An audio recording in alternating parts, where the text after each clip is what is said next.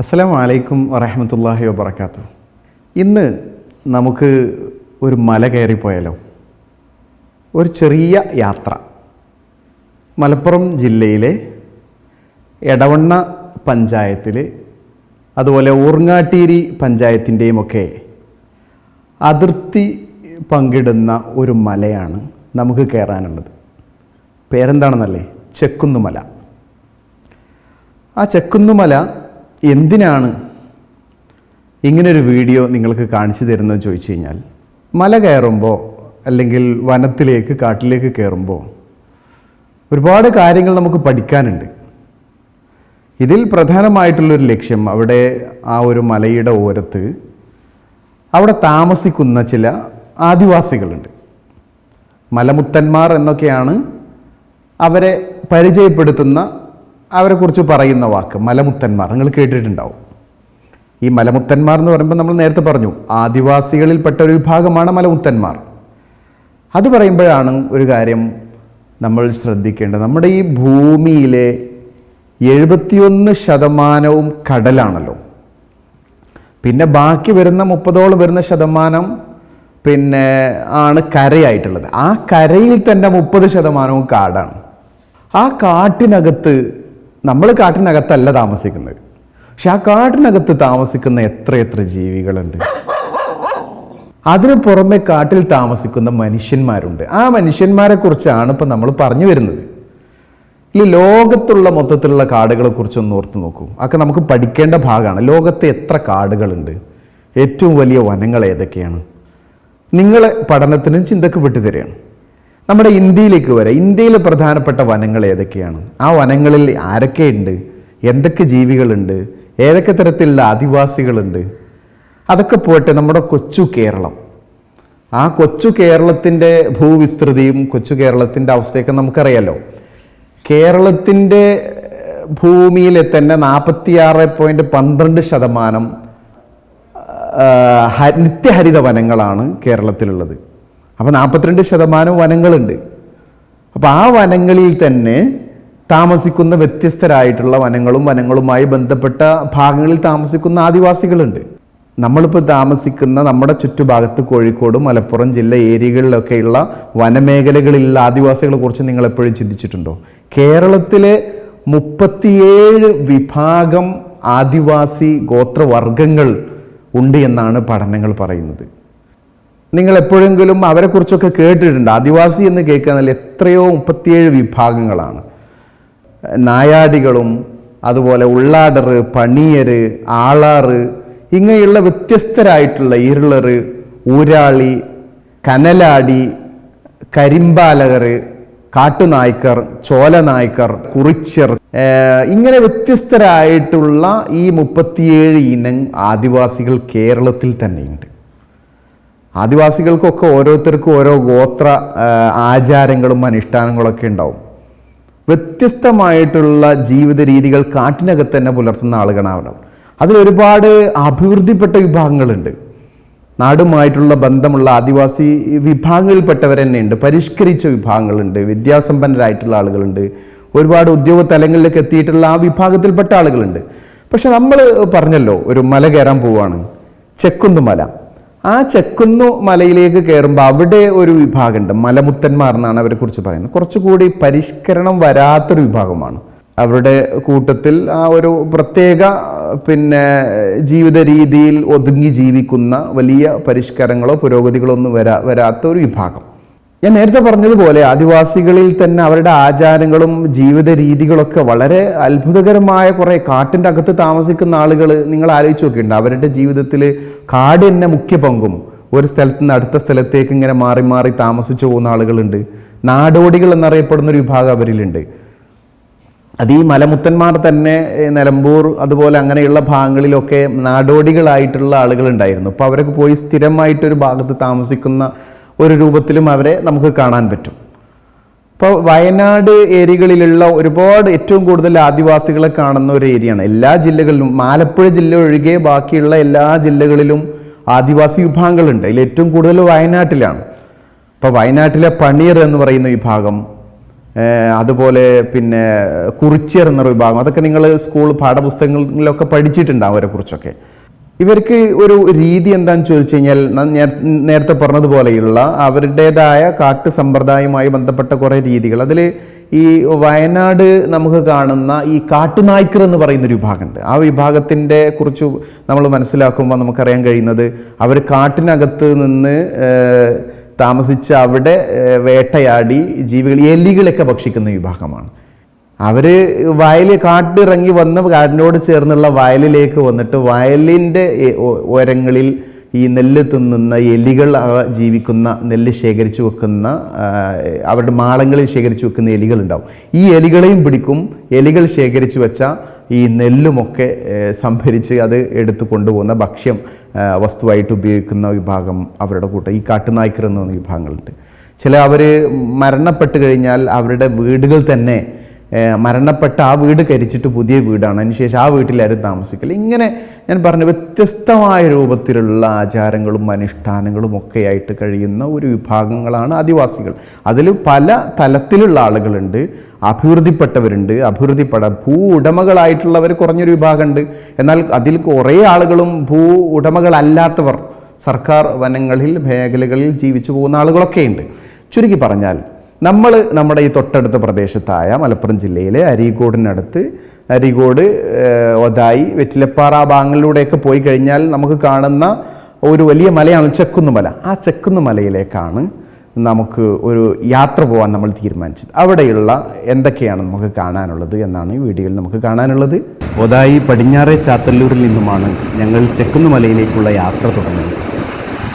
ഞങ്ങൾക്ക് വഴികാട്ടിയായി പടിഞ്ഞാറയിൽ ബാപ്പു എന്ന മുഹമ്മദിക്കയാണ് കൂടെ ഉണ്ടായിരുന്നത്. 1 മണിക്കൂറോളം നടന്നു വേണം ഇനി ചെക്കുന്നുമല കയറാൻ.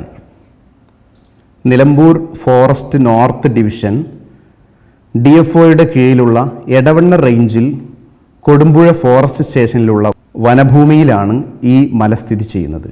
8,000-ലധികം ഏക്കർ ഭൂമി ചെക്കുന്നിൻ്റെ ഭാഗമായ ഓടക്കയം, വെറ്റിലപ്പാറ, പൂവത്തിക്കൽ, ഒതായി ഭാഗങ്ങളിലായി വ്യാപിച്ചു കിടക്കുന്നുണ്ട്. വനം വകുപ്പിൻ്റെ പരിധിയിൽപ്പെട്ട ഈ ചെക്കുന്നുമലയിൽ വിവിധ ഭാഗങ്ങളിലായി നിരവധി കോറികൾ നിരന്തരമായി പ്രവർത്തിക്കുന്നതുകൊണ്ട് മലയിൽ നിന്നും വന്യമൃഗങ്ങൾ അപ്രത്യക്ഷമായെന്നാണ് വനവകുപ്പ് തന്നെ പറയുന്നത്. വിവിധ ഇനം വെരുകുകൾ, കാട്ടുപൂച്ചകൾ, കുരങ്ങുകൾ, മുള്ളൻ പന്നികൾ, കാട്ടാടുകൾ, മുയൽ തുടങ്ങിയ മൃഗങ്ങളുടെയൊക്കെ സാന്നിധ്യങ്ങൾ ഇന്ന് അപ്രത്യക്ഷമായി. മയിൽ ഉൾപ്പെടെയുള്ള പക്ഷികളും അപൂർവ ശലഭങ്ങളും ദേശാടന കിളികളും വിഹരിച്ചിരുന്ന ചെക്കുന്നുമല ജൈവ വൈവിധ്യമാർന്ന ഒരു പ്രദേശമായിരുന്നു. നിങ്ങളെ പേരെന്തേനി? ചന്ദ്രൻ. സ്കൂളിലൊക്കെ എത്ര വരെ പോയി? 9 വരെ പോയി. ഏത് സ്കൂള്? മമ്പാട് സ്കൂള്. ഇവിടെ എത്ര കുടുംബങ്ങളുണ്ട്? ഇവിടെ 40 കുടുംബം. ഏത് ഈ ഏരിയയിൽ? ഇതിൽ താഴ്ത്തിട്ടൊക്കെ ഉണ്ട്. എന്താ പറയാ ശരിക്കും? ഇവിടക്ക് മയിലാടി കോളനി. ശരി. പിന്നെ ഇവിടുത്തെ സ്കൂളിൽ കുട്ടികളൊക്കെ എങ്ങനെ? ഇവിടുന്ന് എത്ര കുട്ടികൾ? ഇവിടുന്ന് ഇപ്പോൾ 2 കുട്ടികളെ പോകുന്നുള്ളൂ. 2 കുട്ടികൾ പോകുന്നു. പാക്കൊക്കെ ബാലയമ്പാടും മണിമൂല. 2 ഇപ്പൊ കണ്ട 2 കുട്ടികൾ. രണ്ടാള്. ബാക്കി ഒന്ന് താഴ്ത്താ ബാക്കോട് അവിടെ കൊണ്ടാക്കണം. രാവിലെ കൊണ്ടാക്കണം. ഇവിടുന്ന് അങ്ങോട്ട് കൊണ്ടാക്കണം. ആ ഒരു 2-3 കിലോമീറ്റർ ഉണ്ടാവും. 3 കിലോമീറ്റർ. പിന്നെ തിരിച്ചു കൊണ്ടുവരും വേണ്ടേ? പിന്നെ തിരിച്ചന്തിക്ക് വൈകുന്നേരം 4 മണിയാകുമ്പോൾ കൊണ്ടുവരും. പിന്നെ ഇപ്പൊ പ്രത്യേകിച്ചിട്ട് ഇങ്ങോട്ട് അങ്ങനെയുള്ളൊരു പരിപാടി ഇല്ല. ഇപ്പോൾ ഒന്നുമില്ല, പണിയില്ല ഇപ്പം വല്ലാതെ. മുമ്പൊക്കെ ആണെങ്കിൽ എന്തുണ്ട്? മുമ്പൊക്കെ അതിന് പണി ഉണ്ടായിരുന്നു. അതിൻ്റെ മുമ്പിൽ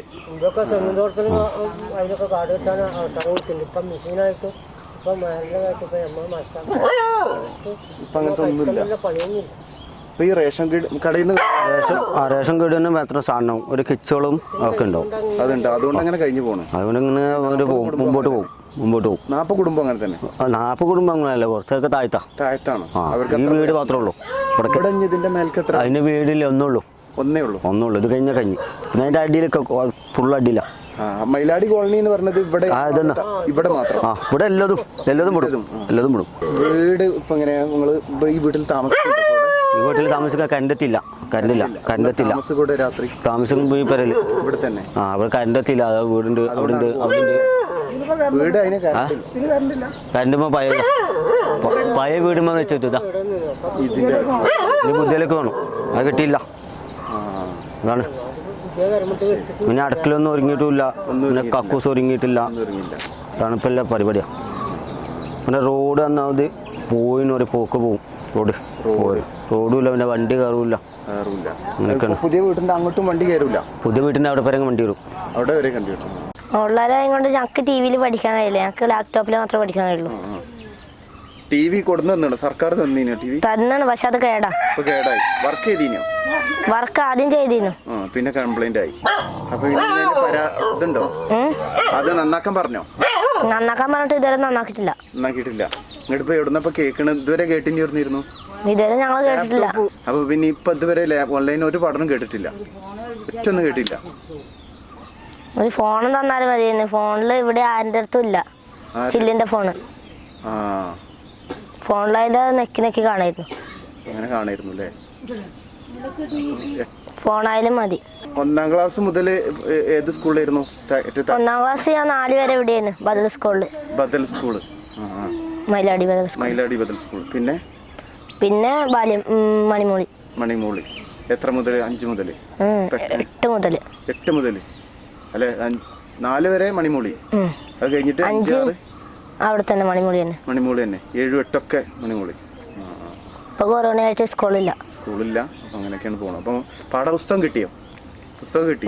നോക്കലുണ്ടോ, വായിക്കലുണ്ടോ? ടീച്ചർമാര് കോണ്ടാക്ട് ചെയ്യലുണ്ടോ, അങ്ങനെ എന്തെങ്കിലും ഉണ്ടോ?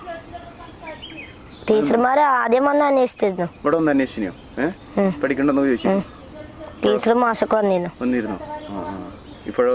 ഇപ്പൊ വന്നിട്ടില്ല. ഇപ്പൊ അടുത്തായിട്ട് വന്ന് പോയിട്ടുള്ളൂ ടീച്ചർമാരും മാഷന്മാരും. നോട്ട്ബുക്കൊക്കെ ചെക്ക് ചെയ്തോ? നോട്ട്ബുക്ക് ഞങ്ങൾക്ക് ചെക്ക് ചെയ്തിട്ടില്ല, പക്ഷെ ഞങ്ങൾക്ക് ടെക്സ്റ്റ് ബുക്ക് മാത്രമേ ഉള്ളൂ, നോട്ട് ബുക്ക് ഒന്നും ഇല്ല.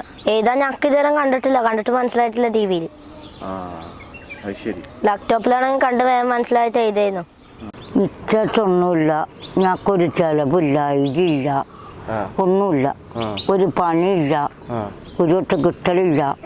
എല്ലാവർക്കും പലിച്ചുണ്ട്, ഞങ്ങൾക്ക് പലിച്ചും കൂടി ഇല്ല. പലിച്ചായിട്ട് കൊണ്ട് കൊടുത്തു. ഞങ്ങൾക്ക് പലിച്ചില്ല.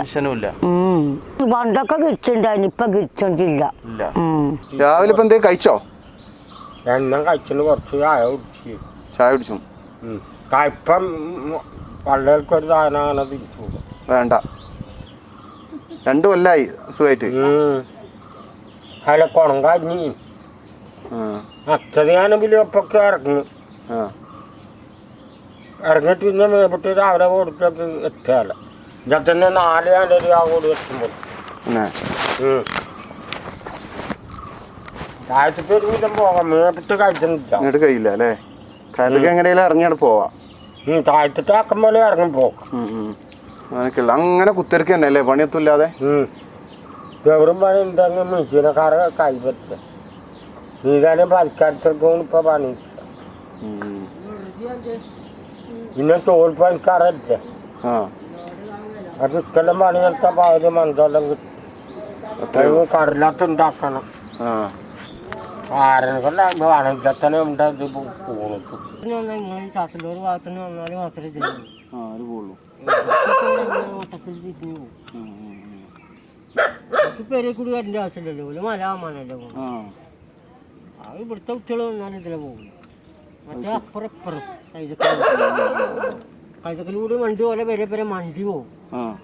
ചേരങ്ങാടിന് വെച്ചാൽ ചേരങ്ങാട് അവിടെ ഓല അറ്റത്ത് വരെ മണ്ടി പോകും. ഈ ചെറു സന്ദർശനം കഴിഞ്ഞ് മലയിറങ്ങാൻ നേരമായി. ഇനി കാടും മലയും കണ്ട ഓർമ്മകളുമായി താഴേക്കിറങ്ങുകയാണ്. പശ്ചിമഘട്ടത്തിൻ്റെ ഭാഗമായ ചെക്കുന്നുമല ശാന്തഗംഭീരമായി കനത്തുവരുന്ന സൂര്യചൂടിൽ പൊതിഞ്ഞു കിടക്കുകയാണ്. കാട് കാണുമ്പോൾ മരം കാണില്ല, മരം കാണുമ്പോൾ കാടും കാണില്ല എന്നൊരു ചൊല്ലാണ് ഓർമ്മ വന്നത്. മരം കാണാത്ത കാട് മൂടി നിൽക്കുന്ന താഴ്വാരങ്ങൾ, കാറ്റ് നിലക്കാതെ വീശുന്നുണ്ട്. സമുദ്രനിരപ്പിൽ നിന്ന് 2000-ലധികം ഉയരത്തിലുള്ള ചെക്കുന്നുമല, അവിടെ ഉയർന്നു നിൽക്കുന്ന കൂറ്റൻ പാറക്കൂട്ടങ്ങൾ, പരന്നു കിടക്കുന്ന പുൽമേടുകൾ. ചെക്കുന്നിൻ്റെ സൗന്ദര്യം മഴക്കാലം മുതൽ മഞ്ഞുകാലം വരെയാണ്. മല കയറാൻ ഏറ്റവും അനുയോജ്യമായ പ്രകൃതി രമണീയമായ നിറഞ്ഞു നിൽക്കുന്ന ഒരിടം. മഴക്കോടയും മഞ്ഞുകോടയും മല പുതച്ചു നിൽക്കുന്ന ദൃശ്യം, ചുറ്റുപാടിൽ നിന്നുള്ള കാറ്റിൻ്റെ നിലക്കാത്ത പ്രവാഹം മനസ്സിനെ ആർദ്രമാക്കിയേക്കാം. എല്ലാം മറന്ന് ഏതെങ്കിലും ഒരു പാറയിൽ ചെന്നിരിക്കുമ്പോൾ ഒരുപക്ഷെ കടന്നുപോകുന്ന കാറ്റിലൂടെ പറന്നു പോവാൻ കൊതിച്ചേക്കാം. പച്ചപ്പുല്ലുകളും കാട്ടുചെടികളും ഇല്ലിമുളം കാടുകളും നിരന്നിരിക്കെ നാം അതിലൂടെ ഒരു നീളൻ വഴി തീർത്ത് തിരികെ എത്തുമ്പോൾ ഓർമ്മയിൽ ചെക്കുന്നുമല കുളിരായി ദൂരെ നോക്കി നിൽക്കും.